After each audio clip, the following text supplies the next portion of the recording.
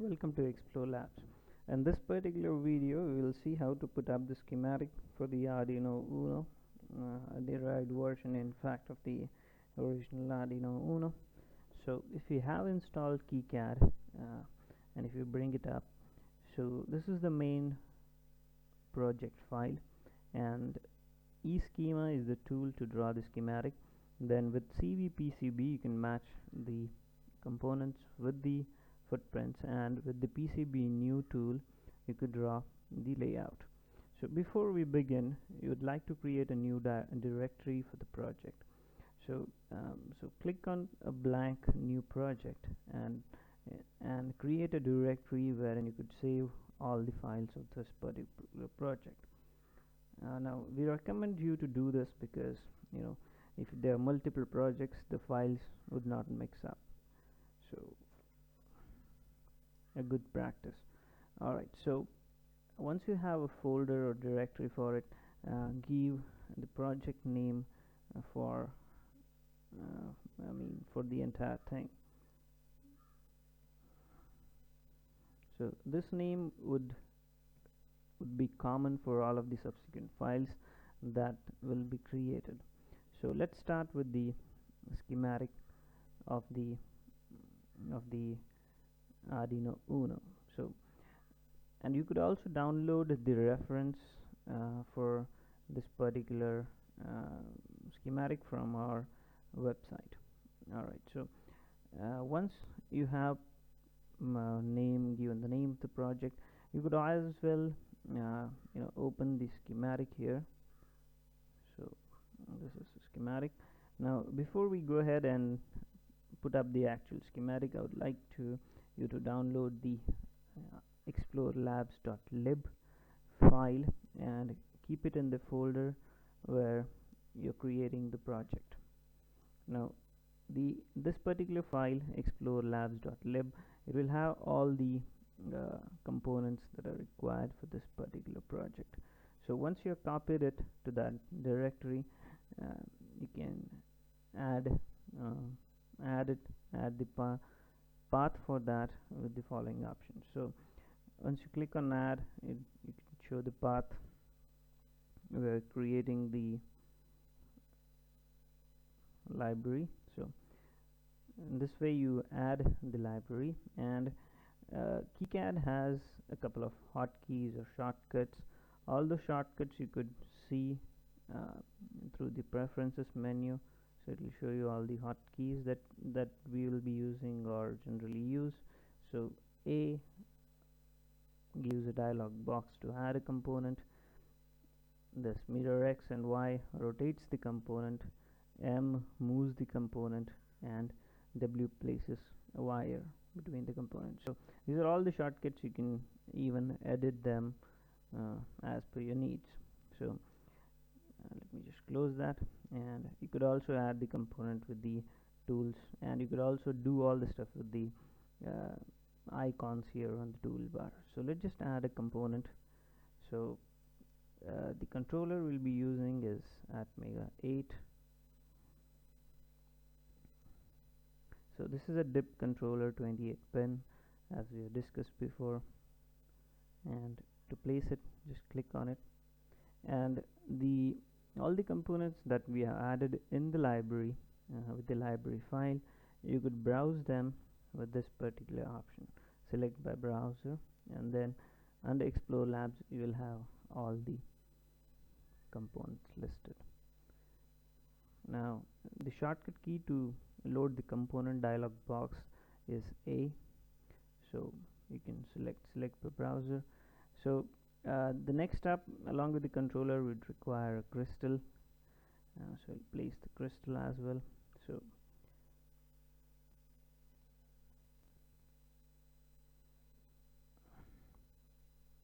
and to rotate it, just hit R, and you could move it with M and bring it near to the pins. So, and what you could observe is all the components will have two fields. One is the reference and the other is the value. So you need not give the reference numbers manually. We will see a way in which we could do it later, with the annotation options, we can give them names automatically. So just to edit the value of this particular crystal, click E on this particular option here, or you could right click and hit the edit value option. So this will change it, the frequency which we will be using in our design, and we'll leave the reference as it is. Alright, so also we need two capacitors for this crystal, so just hit A and C, so it will bring up the capacitors. So now you could also copy the same one here with the C option. So what you need to do is just keep the mouse cursor and then hit whatever task you need to do. So if you keep the mouse cursor here, if you hit move, the component moves. If you keep the mouse cursor here, hit the option C, it will copy the component, and likewise. So alright, so this is the basic crystal circuitry that we need. Now you could put up the wires with the W option. If you hit W, it places a wire. You could always use the place a wire option on the right hand toolbar as well.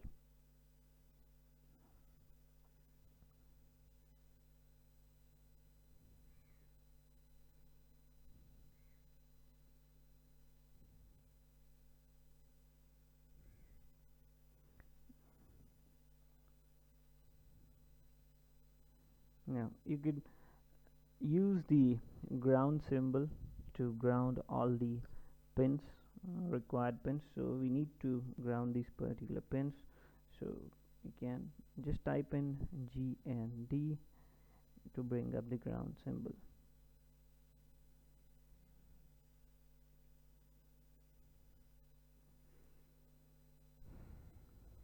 Alright, now once we have this particular part, the crystal will make the breakout or the headers for the controllers, the analog and the digital headers.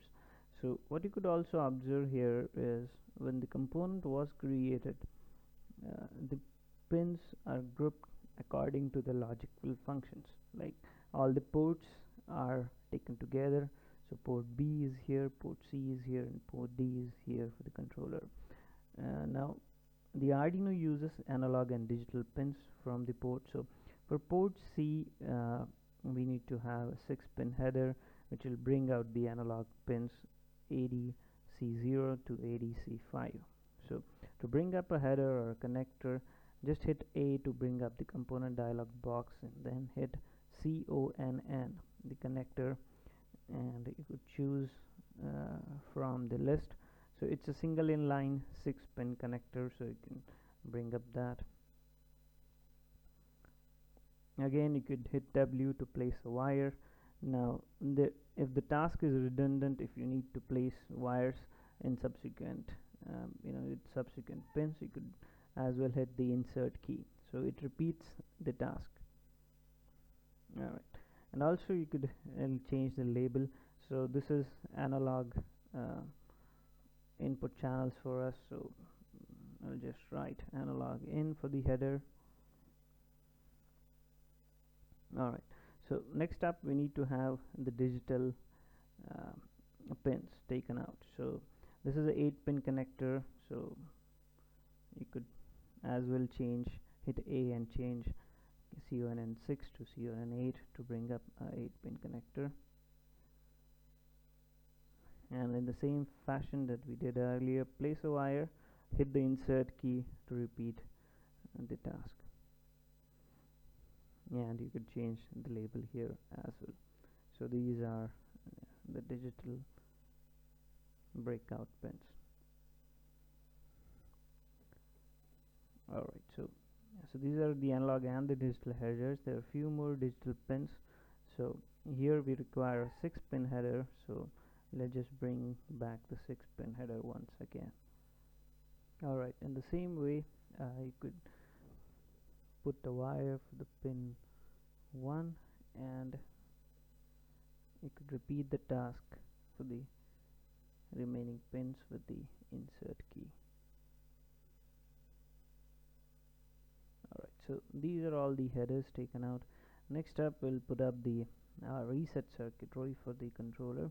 As we see, it resets when a low is given to the controller, so normally it should be tied high. So to do that, let's just put a pull-up resistor. If you hit R in the component dialog box, it will bring up a resistor, and we'll tie it to a VCC pin.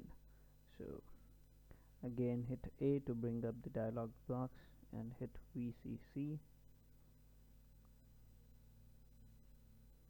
Alright, now we would like to manually reset the controller at times, so we will have a switch, a single pole, single through. So whenever we hit the switch, the controller grounds the pin to reset. So we'll have a ground here, and we would also like to reset the controller using the Arduino software, and that comes from the DTR pin of the USB to serial converter. So let's just put a label. So labels are a way to interconnect sections of components, sections of schematics. So if you want this pin to be connected to the DTR pin of the USB to serial converter, we need to simply put a label. So to do that, you can click the label option here, and you can place the label by clicking on it and giving it an appropriate name. So let's just call this pin reset, and remember, the text needs to be exactly as it is in the place where we use this particular label. So this is the reset pin. If you hit R, you can rotate it and align it as required. Okay, so this is about the controller, the crystal, and the breakout pins. So the AVCC and the A reference for the internal analog to digital converter of the microcontroller is put up at 5 volts. So you can simply short the pins and give it to the 5 volts. So again, we have a VCC here,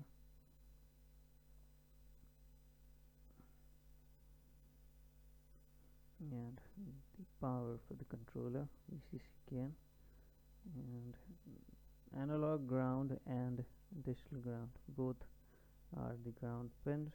So let's put a ground pin here. Alright, so this is basically about the controller and its header along with the reset circuitry. So next up, we'll put up the USB to serial converter as well as the power supply. So with the next two items, the schematic would be complete.